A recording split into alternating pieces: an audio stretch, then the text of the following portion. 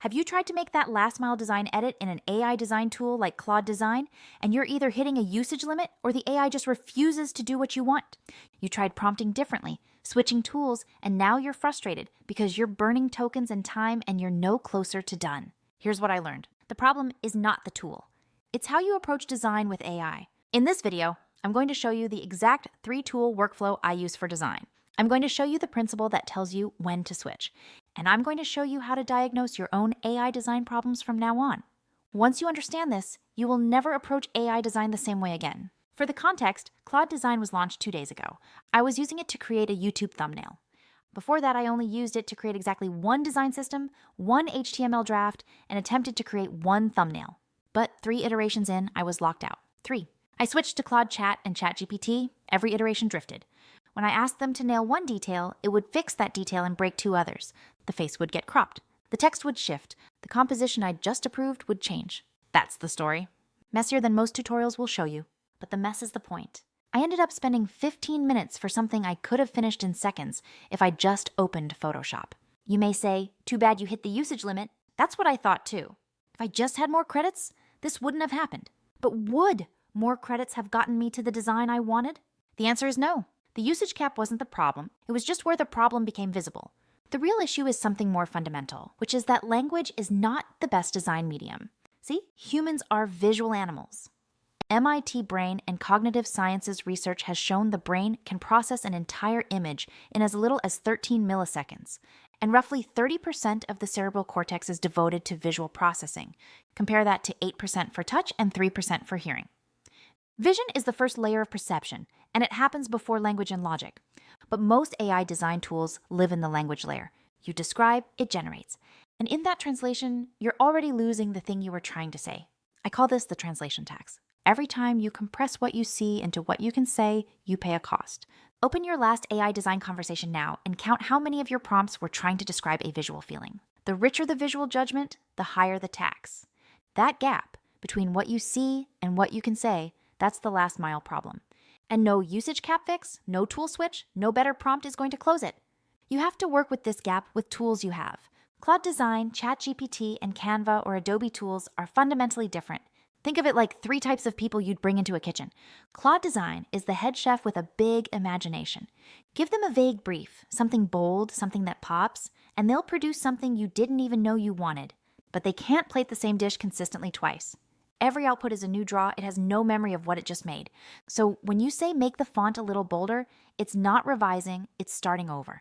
And because it runs on usage credits, you're racing against a clock. ChatGPT is the sous chef who's great at taking direction and iterating in the moment. You can describe what you want, it generates, you react, you push it further, and it holds the thread of the conversation better across turns. But when you get into precision, exact spatial relationships, specific color values, it starts to drift. It'll get you close, but not all the way. Traditional design tools like Photoshop or Canva are not chefs at all. These are the prep cooks with perfect mise en place. Every element has a position, a size, a font, a layer, and it stays exactly where you put it. 2 pixels to the left means 2 pixels to the left. That sounds boring compared to generative AI, but when you're trying to ship something professional and consistent every single time, boring is exactly what you want. Each of these tools was built for a different layer. The problem is when you ask them to work in a layer they were never designed for. Try this. Open your AI design history. Look at your last 5 sessions. Count how many were spent trying to make a generative tool do precision work. That's your wasted layer. So counterintuitively, iterating more and prompting more is not the way to make AI to finish design for you. Credits, time, coherence, they all degrade the longer you stay in the generative layer trying to get to precision. So here's the principle. I call it minimum viable generation. Your goal in the generative layer is not a finished design. It's a decision. Something you can react to, something that tells you which direction you're going. Once you have that, you leave. You hand off and you let the precision tool close it. Next time you use AI to design, set a soft timer for 10 minutes. If you're past that and still iterating in the generative tool, you've hit your extraction threshold. Stop and hand off. Minimum viable generation. That's the principle. Now let me give you the system as an AI native non-designer. I call it the layered design stack. 3 layers, 3 tools, 1 job each. I'd start in a Gen AI tool like Claude Design. Even with the usage limit, it's still the fastest way to get from nothing to something I can actually react to. Its job is to get me unstuck and give me a direction. I'd use it for exactly that and nothing more. If more iteration is needed, I'd take Claude Design's output into ChatGPT, because ChatGPT is lower cost and better at moving pixels. That's where I'd refine, push the concept, adjust the feel, get it close. And if I still needed precision at the end, exact placement, typography, fine spacing, that's when I'd open Canva or Adobe Tools. Not to do the creative work, just to close it out. So Claude Design for the spark, ChatGPT to shape it, a traditional tool to ship it. The layer you use each tool on matters as much as the tool itself. This is not a workaround.